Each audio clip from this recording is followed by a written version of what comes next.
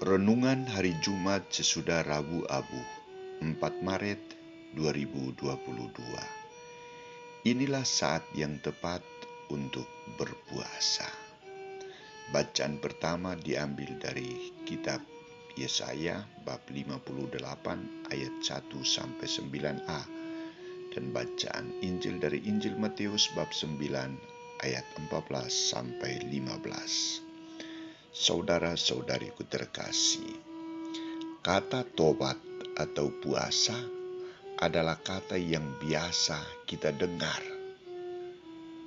Kata ini diucapkan selalu berkaitan dengan atau dikaitkan dengan perayaan tertentu atau aturan tradisi yang sudah dibiasakan untuk dilaksanakan. Orang Muslim selalu berpuasa menjelang Hari Raya Idul Fitri. Orang Katolik juga selalu berpuasa pada saat yang ditentukan, saat penantian kedatangan Tuhan, Advent, dan saat Prapaskah, persiapan menyongsong kebangkitan Kristus. Namun yang paling penting adalah kapan orang berpuasa dan berpantang. Saudara-saudariku terkasih, tradisi puasa rupanya sudah diajarkan dan diwariskan oleh Yohanes Pembaptis kepada murid-muridnya. Puasa menjadi kewajiban yang harus ditaati. Orang yang taat melakukan puasa secara baik dan benar akan merasa terganggu melihat orang yang tidak taat berpuasa. Situasi ini dialami oleh para murid Yohanes. Mereka sangat terganggu dengan sikap para murid Yesus yang tidak berpuasa.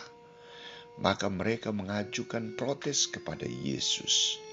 Isi protes mereka adalah, "Mengapa kami dan orang Farisi berpuasa, tetapi murid-muridmu tidak?"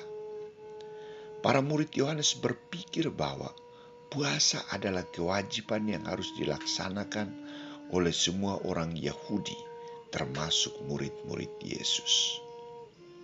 Pertanyaan ini bernada protes karena mereka mengira bahwa Yesus membiarkan para muridnya agar jangan berpuasa, tidak boleh berpuasa, tidak boleh menghargai puasa.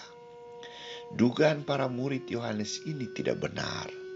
Maka untuk menjelaskan kenyataan puasa yang sesungguhnya, Yesus memberikan jawaban berupa pertanyaan balik. Dapatkah sahabat mempelai laki-laki berduka cita selama mempelai itu bersama mereka?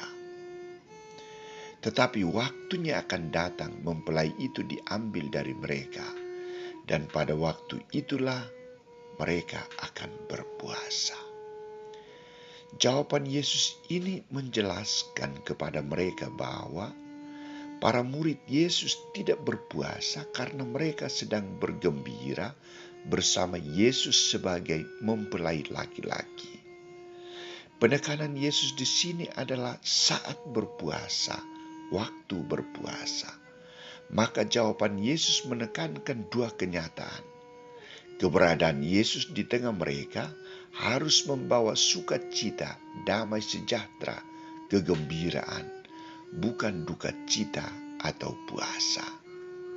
Dan pada saat Yesus sebagai mempelai laki-laki diambil dari tengah-tengah mereka, itulah saat untuk berpuasa. Saudara-saudariku terkasih, dari pertanyaan dan jawaban Yesus, ada dua hal yang mau ditegaskan, yakni ketaatan buta terhadap aturan puasa tanpa mengetahui apa itu puasa dan mengapa harus berpuasa. Inilah yang dihidupi oleh para murid Yohanes dan orang Farisi. Dan yang kedua adalah puasa yang benar yang diungkapkan oleh Yesus dan diajarkan kepada mereka. Bukan bentuk puasa, tetapi nilai. Puasa untuk apa? Dan mengapa saya harus berpuasa? Nilai apa di balik puasa itu.